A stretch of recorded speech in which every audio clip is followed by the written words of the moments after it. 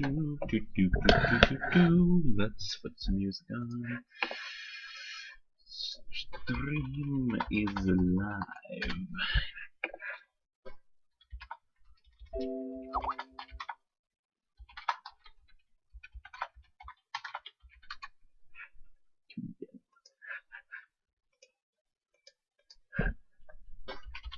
Pathco channel as the art is Pathco related.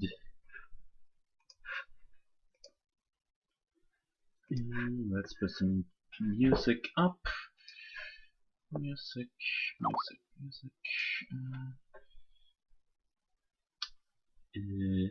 Medieval. No wait. Morrowind soundtrack. There we go.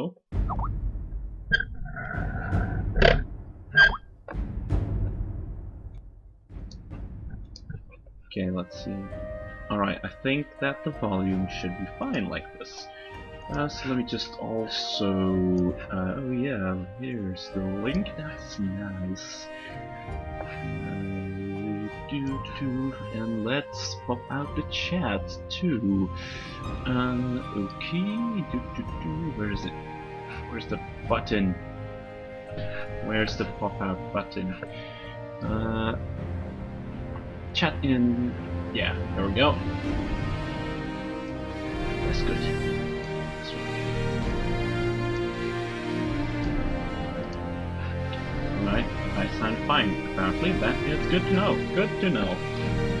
So, as you can see here, I've been working on some updated icons for the map that we are finally using in Pathco.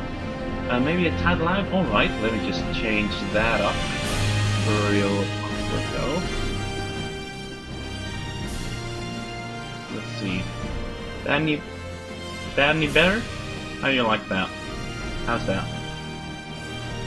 Should change a bit. I'm a little quiet and the music is loud, alright.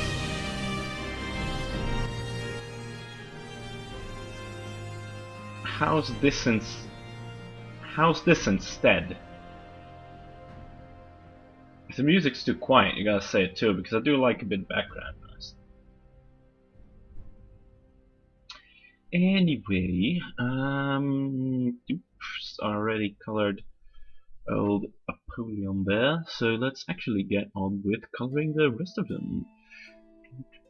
Starting with Brother Glenva. You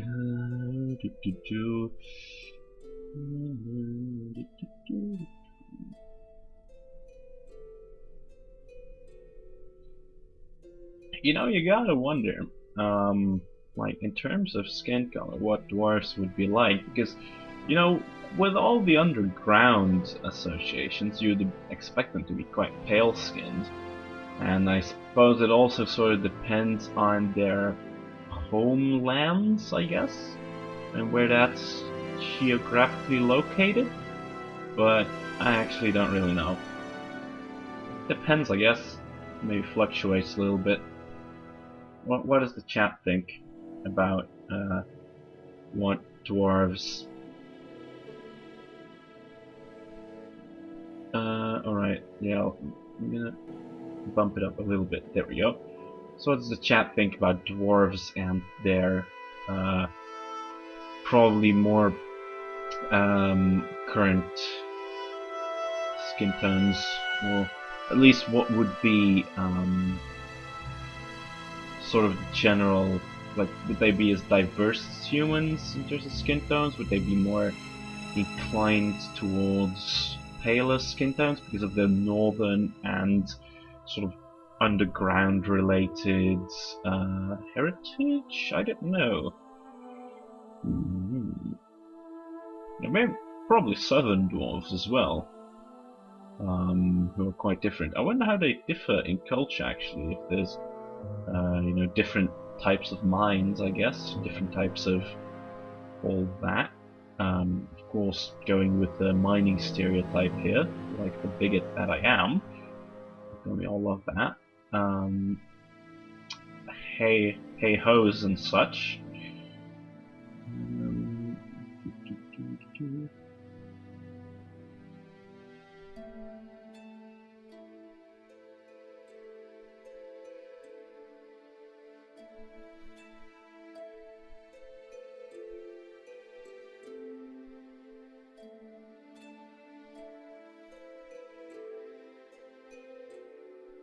They are near furnaces all the time, I guess.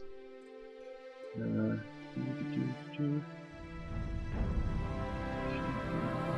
no, that was not nice. I was gonna add a lighter tone to Glenfar's fields.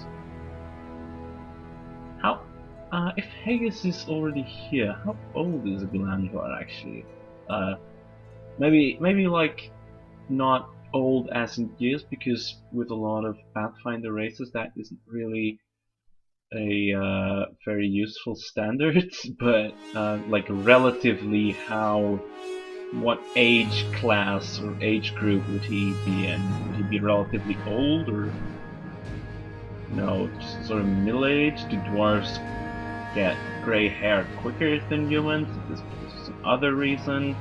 Is his hair naturally more inclined towards gray or black, grayish?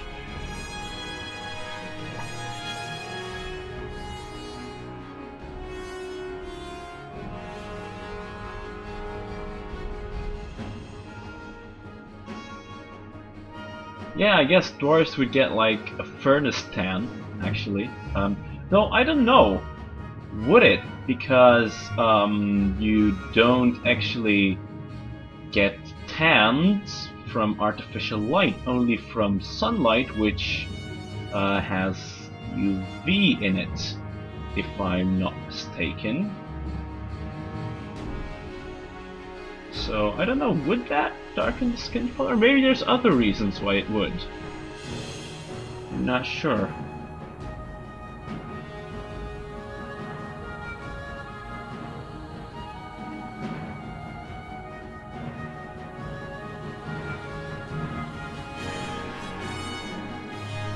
Right, I think that's good for Glenvar. Actually, let's just let's give him the shade a little to a little shadow, so make him look a bit more menacing as he is. Actually, I should probably darken the circles beneath Holly's eyes, thanks to continuous lack of sleep and undead inclinations, I guess. And let's also take this. Go. That's good.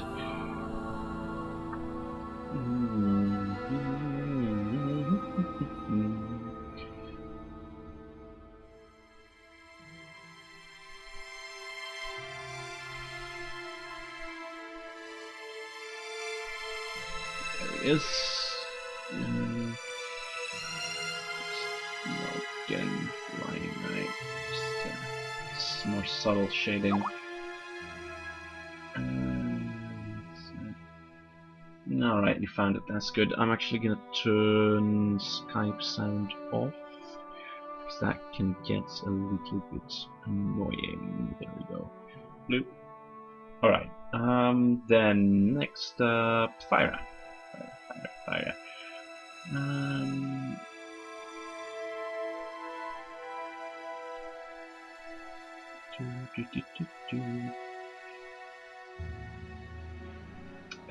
Continuing the dwarves theme.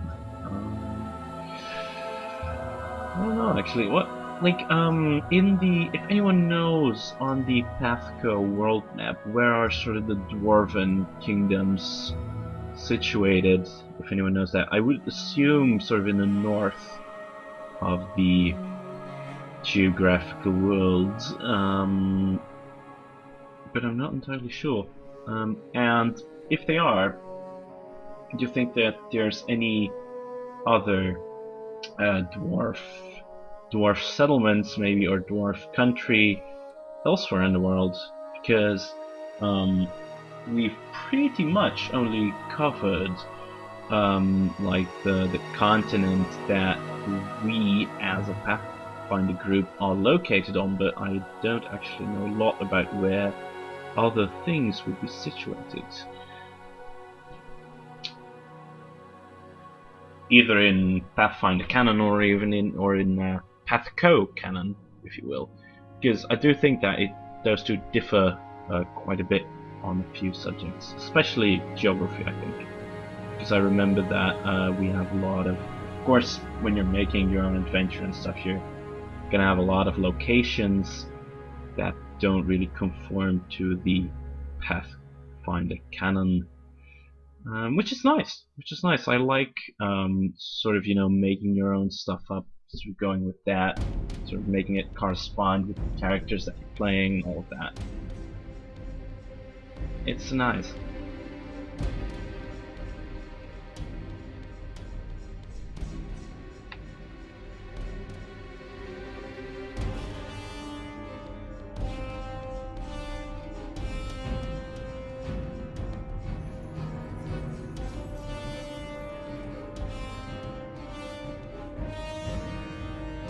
What ho, Haggis! Greetings!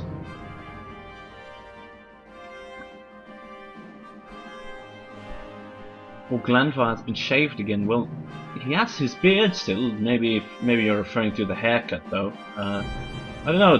This is sort of what I went with. If you have a request for something else, then I can change it up, of course. It's just sort of. I was sort of still thinking along something that would have slightly still resemble like a prison haircut or something that goes along those lines, sort of corresponding with the tattoos still. I'm actually not sure how long it's been since actually we started this adventure, and how long it's been since Glanvar was released, or well, at least ceased to be in captivity. Because he was in prison at some point, which is where he got tattoos, if I remember correctly. But yeah, not sure how those things all add up in terms of time schedule.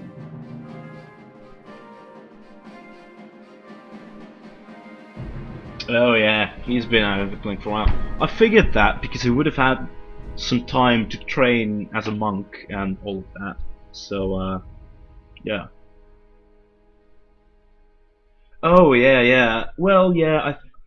I was gonna go with the longer beard. But yeah, it was mostly for the purposes of fitting on the token, on a square token, that I, went with that sort of beard. Alright, then next is Dave. Halflings are actually a race in terms of Pathfinder that I know very little about, and that's sort of been, I guess, masked by the sort of theme that I play, that Apollyon is a bit racist towards a lot of like halflings, gnomes, that sort of thing. Anything that's significantly shorter than him. That's maybe still a bit of his inner Buckheart aristocrat speaking. Let's see what I can get going for those skin tones here. This is good, I think. Yeah.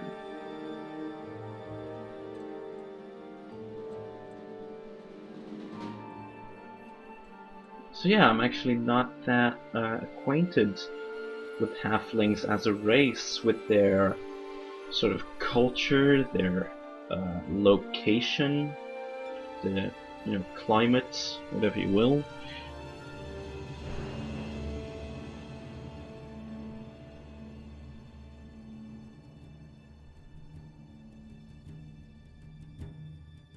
Yeah, well, I'm honestly not sure why I went with that.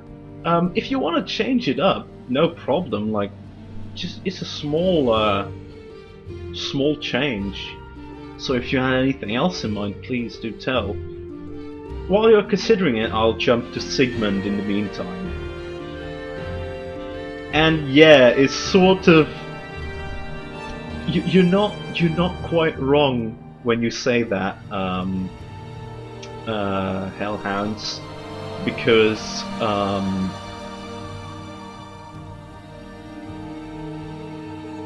yeah, it is a bit like that, I think. Although no, well, I guess Sigmund does have his fair share. He just tends to be more upbeat about it.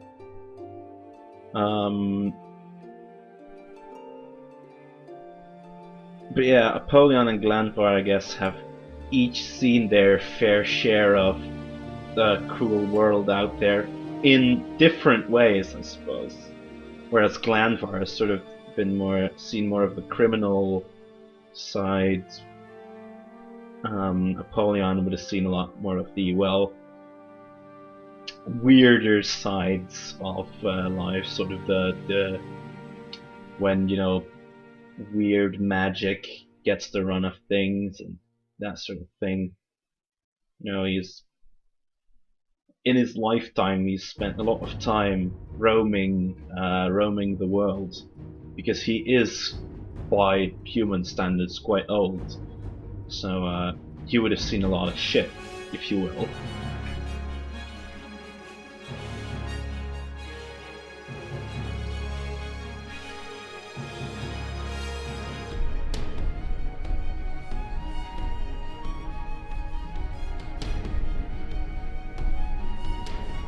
Yeah, both the insides and the outsides.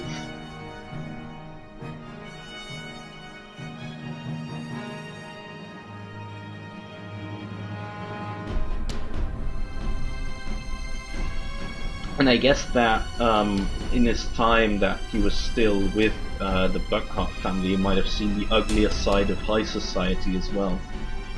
Though I guess the Buckharts are not entirely like your usual high society. Maybe a bit more, well, grim.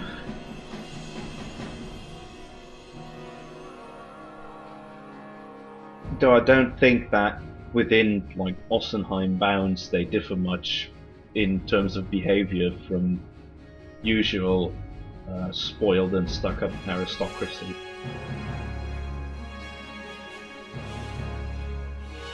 I've been thinking a lot actually about, you know, development of the Buckhart family as part of the world building. So I've considered quite a few things about that, some of which may come into play when next I DM a module, but that is not very soon, because we first have Agthea's module, of course, that we're playing right now, then Hege's turn is up, then Egg, and only then will I return to DM another module. So it's still a while, but you know, when it comes along, you might be able to expect something along those lines. It probably won't be the main focus, because that's been the case with Ossenheim. But there will be probably some certain, like, maybe small tidbits of information that can possibly come into play. Actually, that's another note. The more I think about Ossenheim, the more I consider how that module played out, the more I become sort of unsatisfied with the way that I did a lot of world building around the Buckharts, because in, you know, second consideration, there are a lot of things that I, oh dear, would have probably done differently. But well, you live and you learn.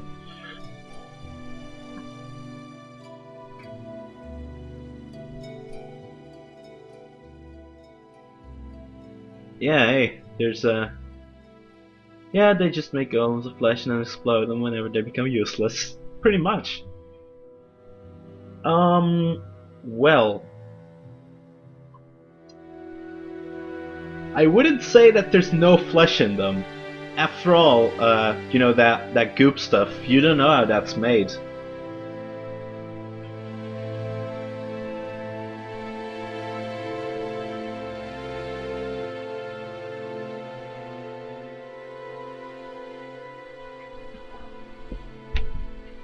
Even I don't fully know how it's made. In fact, I know some of it. Just figured some of it out, but definitely not entirely. Probably not the most pleasant process though. It's a bit like hamburger meat, if you will. You know, you sort of nobody really knows all of the steps.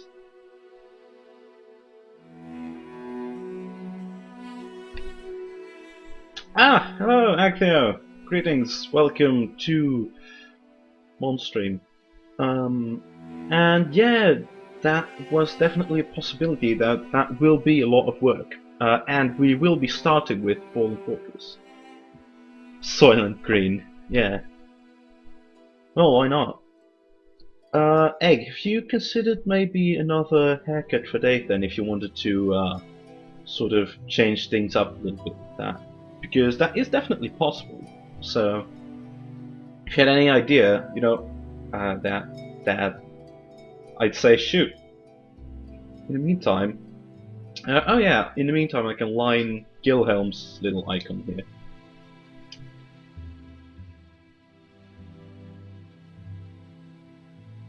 Oh dear, well, alright, let me, yeah, let me, it's a little longer and falls overseas. Alright, okay, that's good. Let me just,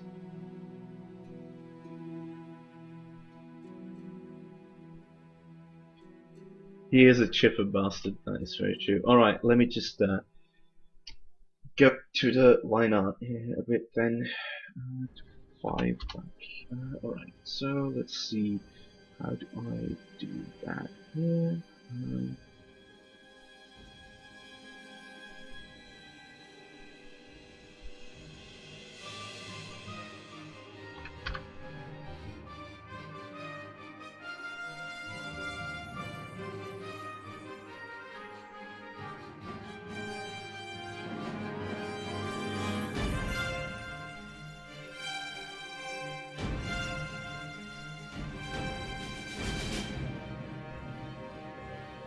Alright, so we can do it like this. Get sort of a really like a cutesy Orlando Bloom look going on. That might be something. That's a good idea.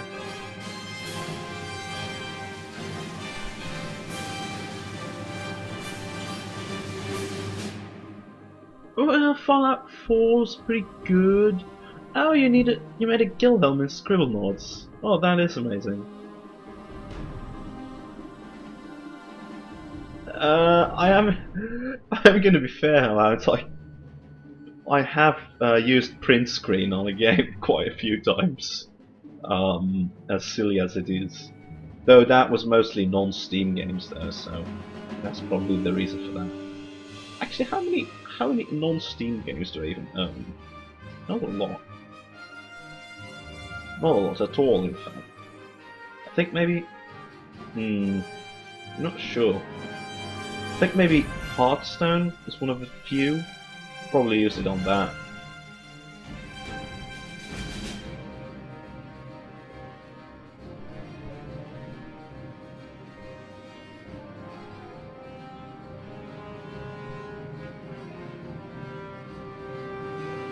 There we go.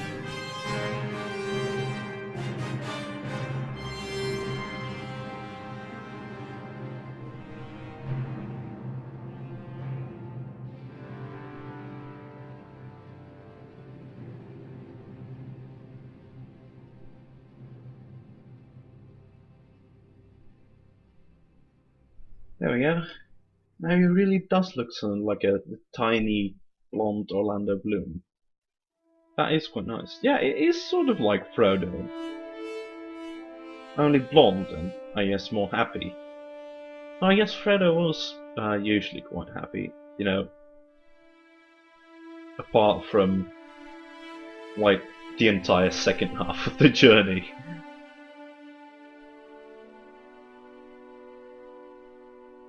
All right.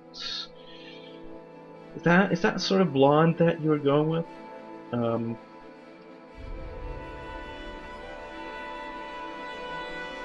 oh yeah, yeah. Merry and Pippin are definitely much more Dave-esque than Frodo, I would imagine. Yes, definitely. I could figure that those were sort of the inspirations that played a role. Alright, let's get all Napoleon. I wonder actually, because I've been thinking about Napoleon's hair color actually recently, because most of the Buckhearts seem to have sort of like whitish hair, and I sort of went with that because it was what I gave Napoleon at first.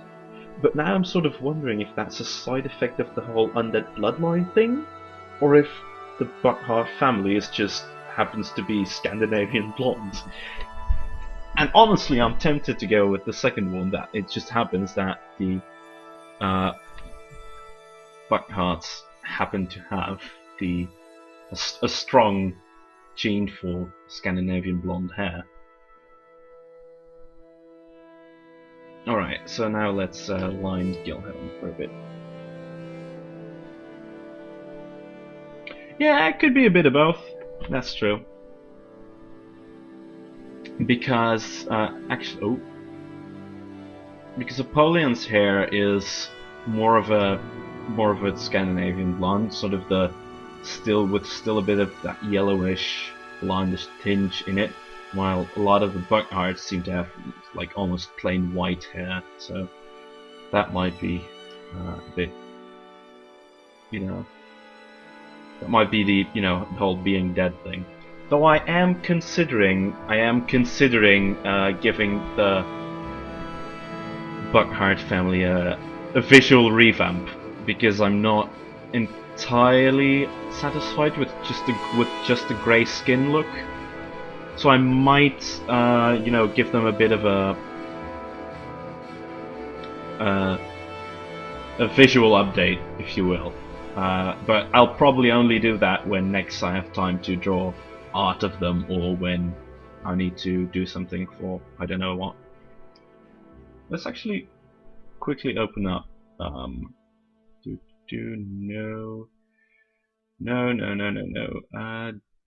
Data. There we go. Art. Pathco. Let's actually see if where did I put? Oh yeah, that's in my module. Because there was a lot of art involved in that, and quite a few pieces of it involved the Buckhearts. So let's actually open up the ones that I have. I think I've only got 3 immediate ones.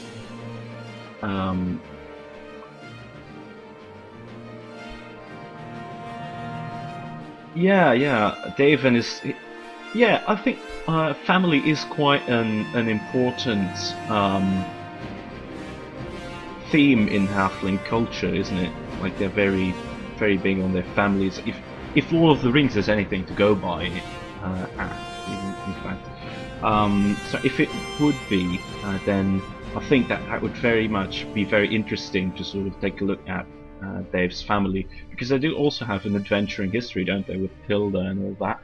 So I think that would be very interesting to learn about. So I think the only like remarkable Buckhearts that you've met, or that the party has met, is Porphyrion, who was just sitting in his potato field, if I remember correctly, just being a general lousy ass.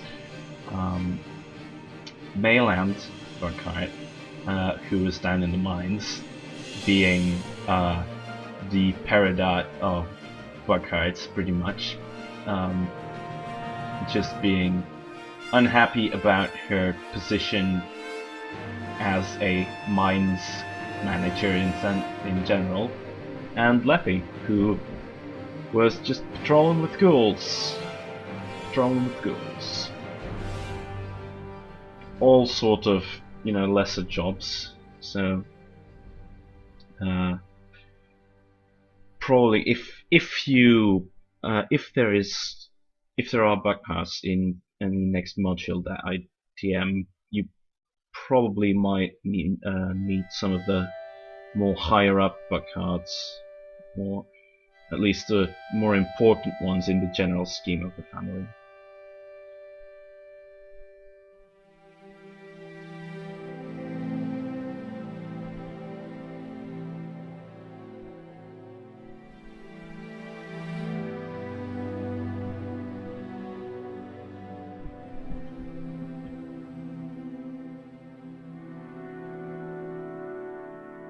Yeah. Sort of. Yeah, with a massive dose of Wanderlust. Yeah. Oh yeah. You did meet the three leaders. Let me see if I still have their visual file, because it's definitely because of them actually that I wanted to do a visual update.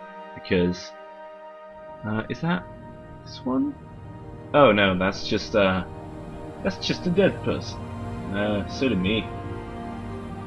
Come on. Oh, there they are. Backup patrons. That was the file. I actually have the detailed file of Sanghal, but I actually do like her colors a bit better in here, because the armor is sort of a bit more sort of less shiny, less polished, and I do like that. But yeah, I was not entirely satisfied with most of their designs. So they will probably have, well, Sanghal's alright, but in general terms, they will be getting sort of a bit of an update.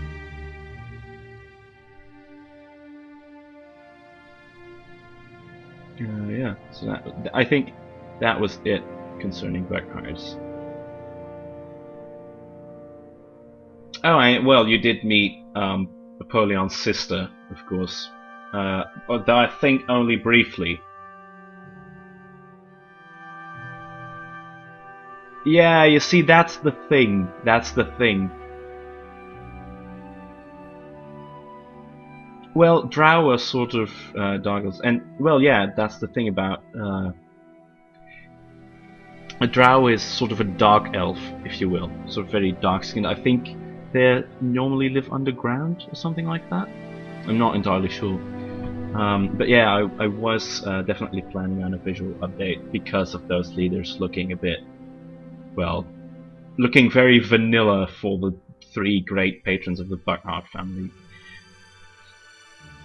And yeah, Golgotha is one of the only three members of the Pathco Art family at the moment who are still known to be alive. Well, alive in the, you know, general sense. Physical sense, rather, if you will.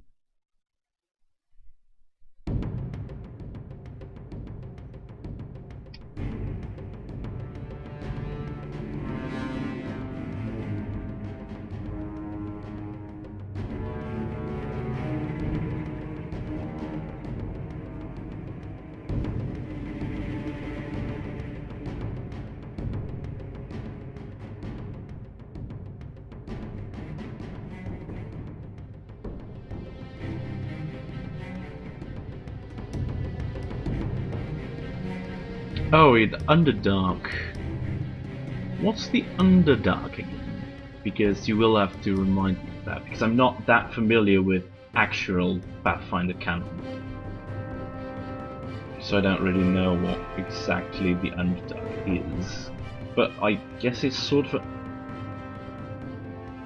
It's not a different plane, I know that much, because I did do some planes research. And I think the only plane that could really sort of be aligned with that is maybe the negative energy plane, but not really though, because the negative energy plane isn't really very life supporting, even for Drow, I think. In fact, the negative energy plane's everything but life supporting.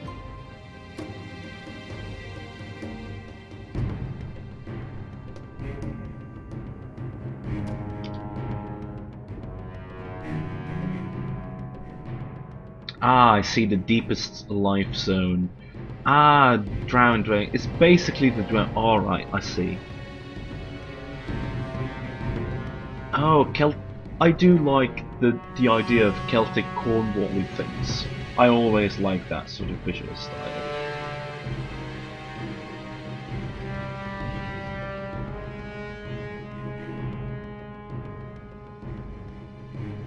I wonder, like obviously you shouldn't tell us, but I wonder if we're gonna see, what's her name again?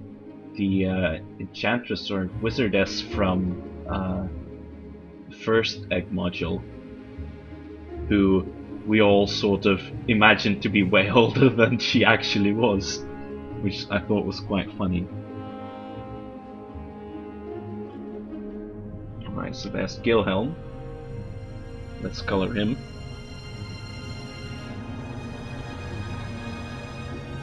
Cassandra was it, I think. Let me, because I did do a drawing of Cassandra, but as I said, imagined much older than she apparently actually is. So yeah, that was a bit strange. But yeah, that mirroring was awful lot of work to get right. That's why I didn't want to properly color the entirety of it. Ah, right, I see.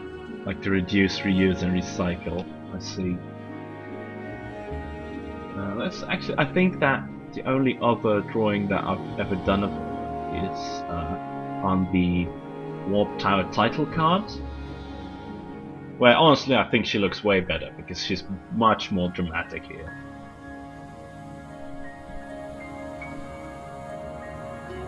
I should do the other title cards at a certain point, because I've got one pending actually, the one of the second half of the Pirate Module. Because those tones were, I'm doing two for those because it definitely sort of felt like a two-parter to me.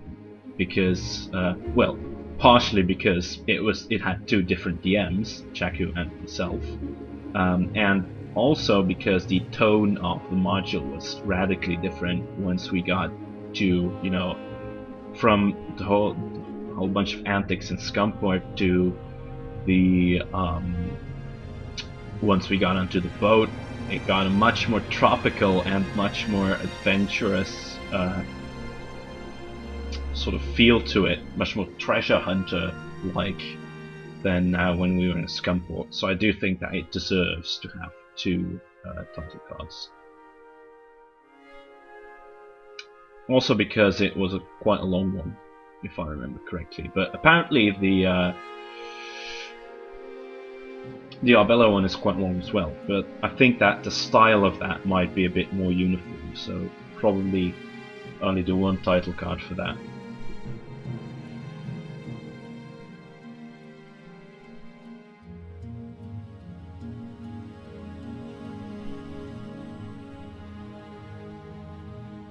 Yeah, from sailing to Indiana Jones and the Temple of Moldy Pancakes.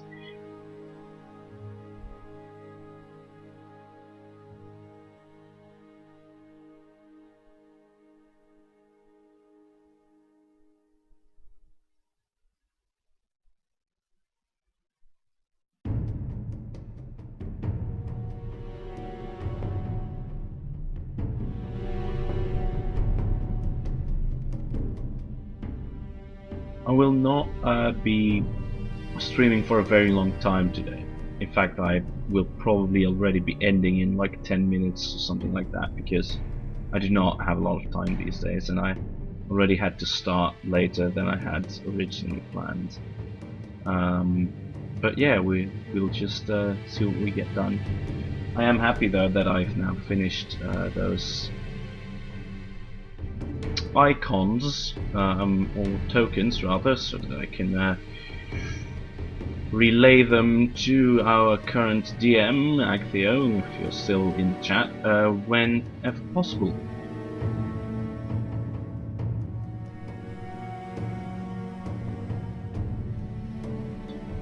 My birthday is in the 8th.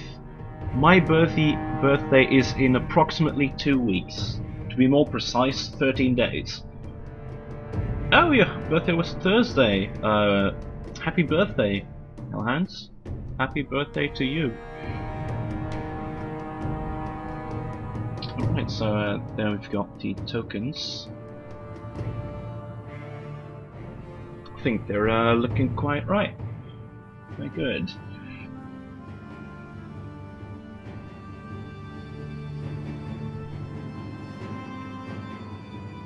Yeah, I think they actually turned out quite nice. Yeah, so we got Gilhelm. Oh yeah, we've got Amanda still. Let's line her too. Let's give her some line art as well.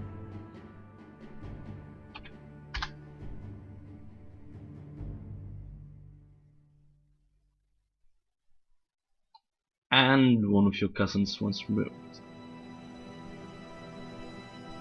Ah well, I'll be in the middle of exams at that moment, so yeah, I won't be there for it either in a way. But yeah, so I'm just planning to do my birthday party after the exams, which is, also fine.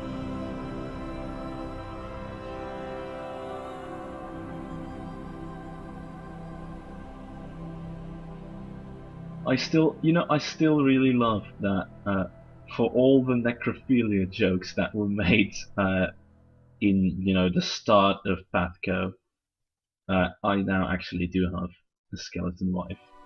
Well, not an actual skeleton wife, but, a skeleton pretending to be.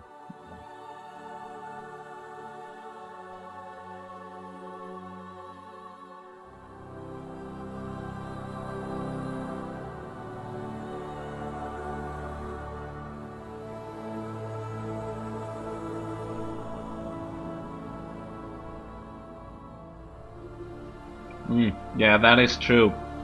There isn't a lot of festivities in March. Got a point there.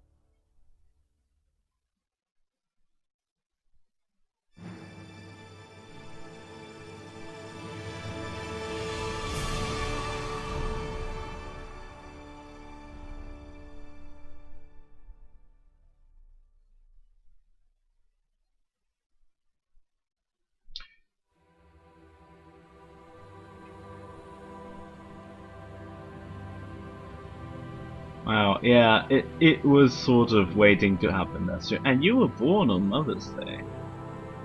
Wow, yeah.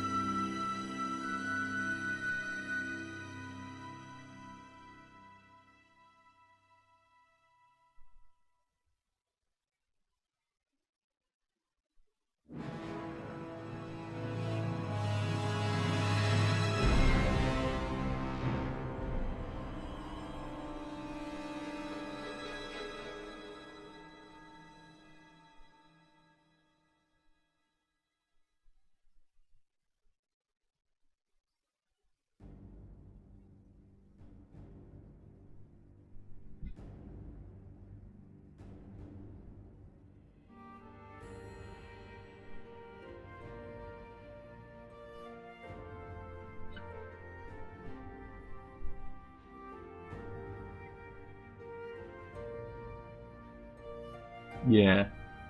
That's actually something else that I've been wondering about the Buckhart family, where they get new, well, where they get new Buckharts from. Because I'm not even sure if you can properly reproduce when you're dead. I mean, it's a good question. Though not the main focus, I suppose, of anything that I've been thinking of. It's been mostly being about, the infrastructure of the family and how they are sort of geographically expanding and what their actual lands are. Because, as aristocracy, they do have land. Uh,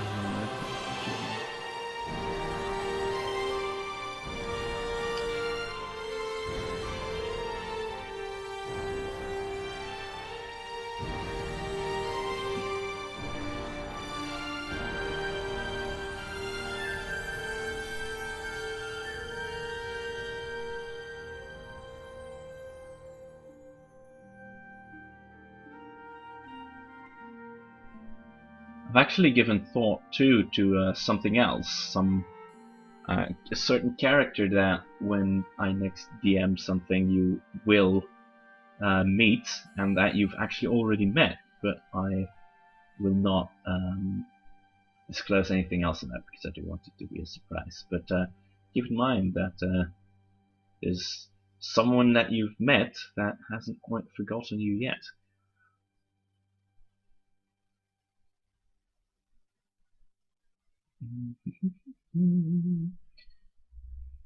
Right.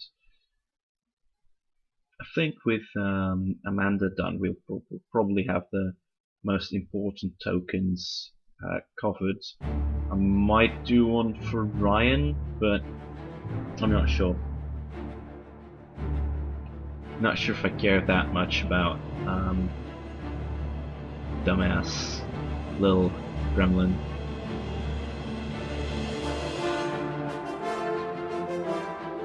Yeah, wow, he had to mold them from spuds. Yeah, he'd probably like become a black hole and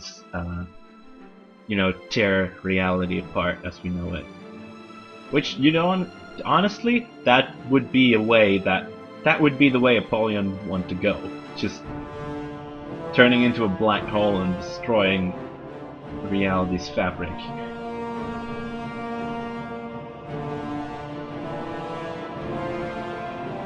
Because that's the thing, that's one of the main reasons why Apollyon is quite set off from his family, because he actually quite enjoys being alive. Properly alive, not, undead. And yeah, in the Buckhart family, the alive part of your life is sort of considered sort of like a childhood, almost, if you will. So yeah, that's part of why he's not very popular among the other Buckharts.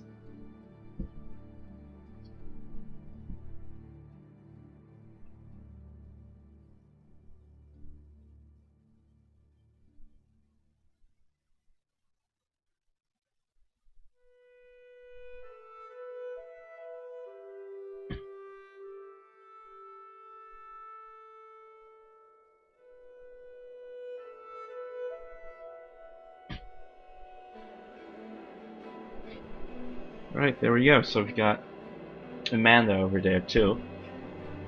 I actually think that I've used a thicker line brush for the icons that I've lined now than I did with Apollyon Glandvar who I lined earlier. I think I might have used 5 pixel radius instead of 4. But no matter, it won't matter too much on token scale.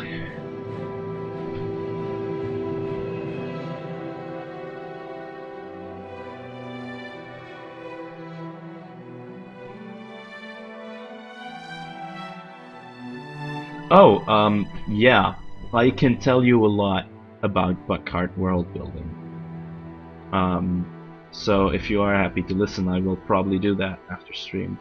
Yeah, that's actually true. So lives 600 years anyway, so why not go crazy with mugwort and get wasted on the family reunion? Because let's be honest, on the family reunion, he didn't really have anything better to do.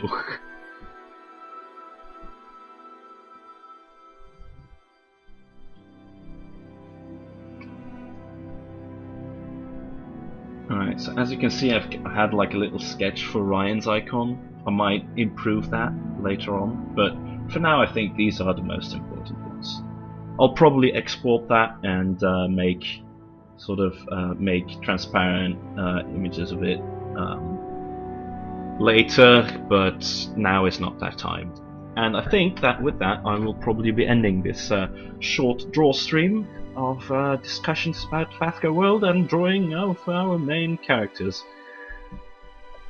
So yeah, thank you, and thank you all for coming to this short little mon stream, and see you all next time. Goodbye!